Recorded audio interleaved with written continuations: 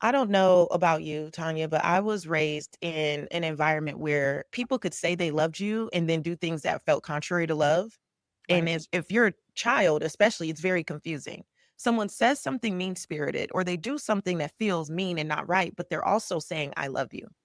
And the confusion that creates, we start to normalize behavior that doesn't feel good.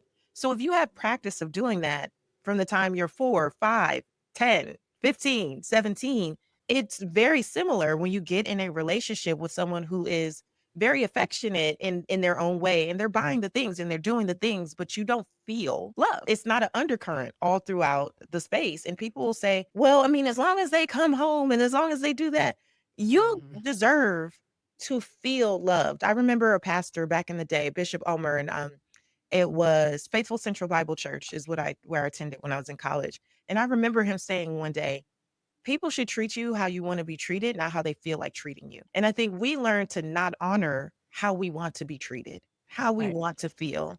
It is Mhm. not asking too much to be held with a certain level of care or integrity or respect or adoration or any of these things, especially if you're someone who's willing to give that back and you are giving.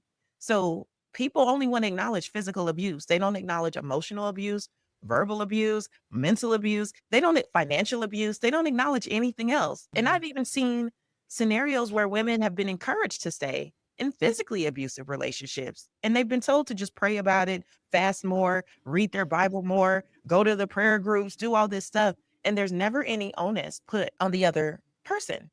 Right. And it was Dr. Tama Bryant who said on my podcast on Redefining Wealth, she said, and in her book, Homecoming, which I absolutely love, anyone listening to this podcast, Homecoming should be your next read. It is brilliant if you haven't read it. And in Homecoming, she says a lot of successful women in particular stay in relationships that don't serve them, not because they lack confidence, right? Or not because they don't have self-esteem, right? They're actually overconfident. You think Mhm. that because you've made all these things happen in your career and all these other places, and you, whenever you set a goal, you hit it, that you can change other people and pray them through and all those things.